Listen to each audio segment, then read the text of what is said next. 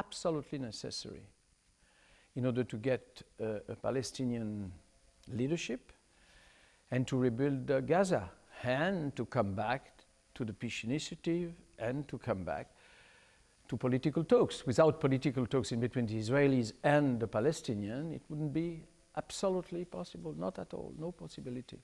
Would you talk to Hamas? Yes, but after this so-called reconciliation, or we need Hamas to accept what has been signed by the PLO in terms of Israel exists and we recognize Israel. And of course, if they are still, Hamas are still on this vicious circle and looking for violence in order not to recognize Israel but to fight against Israel, no, we'll not be able to talk to Hamas. This is not up to us, first up to the Palestinian people. Then we'll accept, of course, if there is a united or government of so-called national unity. We are in favor of a Palestinian state. After the war in Gaza, after you'd seen those terrible pictures, do you believe Israel should be investigated for war crimes? I was a witness of a lot of wars. This is always the case. Civilians are targeted more than before. The most casualties among the civilian people, the more, let's say, unacceptable victories access to. This is impossible to support. Why is the time right now for France to rejoin NATO's military command structure? Because we have change of government, but President Chirac tried, he didn't succeed. But President Mitterrand also, it was on, as soon as General de Gaulle, and not only I respect, but I was in favor of that in that time, in '66, we withdrew from the strategic bureau, les plans stratégiques. Because it was like American running everything. Not only that, but because some American troops were without our control, national control, on our ground. Plus, we had in that time the, let's say, autonomous atomic defense. And so he asked the American to withdraw. And in that time, I know it was correct because it was the war in between communism and market economy and democracy.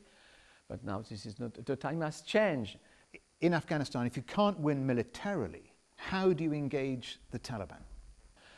But there is no military solution in Afghanistan. We have to be closer to the people, closer to the Afghan, offering them projects under their own national direction and even regional direction. This is the only way.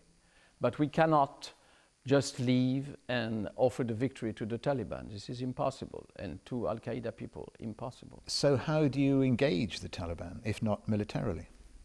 We have to talk to them. We have to win the war with the Afghan. Of course, in offering them a real army, a real police, and we are very active in that. But we know the situation since a long time. The solution is in Afghans' hands. That's all. But this is not to say that we are escaping from our responsibility, not at all. But militarily, this is not enough to get a solution. Nelson Mandela is said to have whispered to you once, thanks for intervening in matters that don't concern you. This is a long time ago. And of course, I'm referring to Darfur now. France pushed for a UN resolution on a new peacekeeping force for Darfur. That wasn't enough. I wonder, when you watch, with your background, that people are very well aware of, when you watch what is happening in Darfur, what your thoughts are? Very painful, very difficult to accept. Since the beginning, when I have been able to take care, I don't know, but of this problem of Darfur, it was the first subject of my first meeting here in the Ministry of Foreign Affairs.